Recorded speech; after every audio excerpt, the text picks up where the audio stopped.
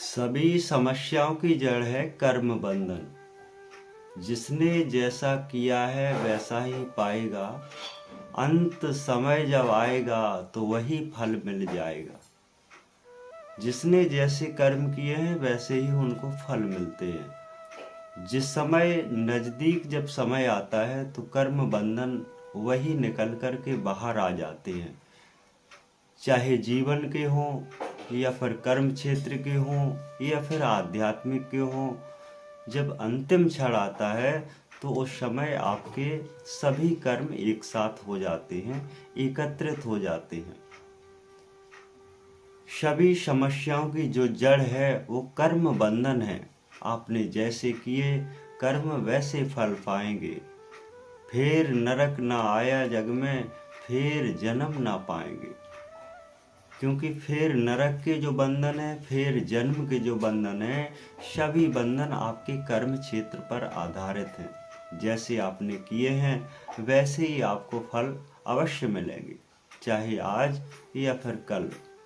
कर्ता करे जानिए कर्ता कर्म वार, कर्ता कर्म से सब होए, कर्ता ही करे कल्याण।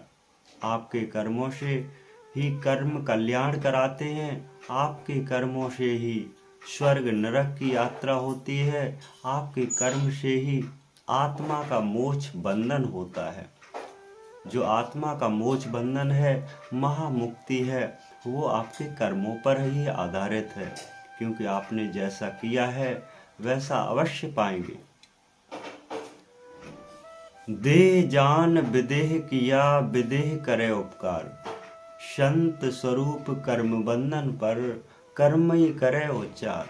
जो लोग अपने कर्मों पर कंट्रोल करते हैं, अपने कर्म क्षेत्रों पर हर समय अच्छाई का बोध प्राप्त करते हैं, अच्छाई हमेशा जागृति करते हैं, वही तो कर्म है।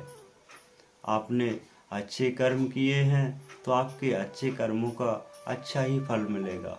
बुरे कर्म किए हैं तो बुरे का बुरा ही फल मिलेगा। जैसे आपने बोया है वैसा ही आपको अवश्य मिलेगा। इसीलिए हमेशा सत्संग की खोज कीजिए, सत्यता की बोध कीजिए। आपके जीवन की चलने की सबसे सुगम रास्ता आपकी आत्मा बताती है कि हमें कैसा चलना चाहिए। हम अच्छे कार्य कर रहे हैं या फिर बुरे कार्य कर रहे हैं। जो जैसा कर जानिया वैसे कर्म कराए। जैसे दिमाग में जिसकी जैसे बैठी होती है वो वैसे ही चर्चा करता है, वैसे ही कर्म करता है। क्योंकि कर्म बंधन ही आपकी मुक्ति का मार्ग कराता है, आपकी मोक्ष का मार्ग दिलाता है। कर्म जो बंधन है आपके वो कुछ नहीं करने देने। क्योंकि कर्मों के खेल से जीवन चक्र फंसा है। जो जीवन का चक्र है वो कर्मों के बंधनों में फंसा हुआ है, उसी में आप उलझे हुए हैं। आप हमेशा निकलने की कोशिश तो बहुत करते, लेकिन कोई ना कोई कार्य आपका बाकी रहता है। जब तक बाकी रहेगा तब तक उस कर्म से आप उभर नहीं पाएंगे। उभरने के लिए आपको सत्य मार्ग की आवश्यकता है, सत्संग ज्ञान की आवश्यकता है, आपको सत्य ध्यात्म की आवश्यकता है। आप हमेशा सत्य कर्मों पर उतरते रहिए, सत्य ध्यात्म पर लगे रहिए, आपको भक्ति मार्ग पर लगे रहिए, जिससे आपके कर्म बंधनों में हमेशा उस परम शक्ति की कृपा प्रकट होती रहे, जिससे आपकी आत्मा सत्य मार्ग पर चलती रहे और सत्य परमात्मा की प्राप्ति हो, जिससे आपके जीवन में कल्याण हो।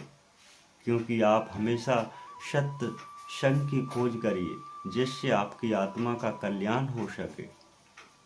आप हमेशा निर्मल सत्संग ज्ञान से जुड़े रहिए, जिससे आपकी आत्मा का कल्याण होगा, आपको परमात्मा की प्राप्ति होगी। आप हमेशा सत्य विचार रखिए, जिससे आपकी आत्मा पुण्य रहेगी, आपकी आत्मा हमेशा सत्य का बोध कराएगी, आपकी आत्मा हमेशा पवित्र रहेगी, जिससे आपके जीवन के होने वाले जो कर्म हैं वो हमेशा सद्कर्मों पर चलते रहेंगे। आपको किसी भी प्रकार की कोई समस्या नहीं आएगी।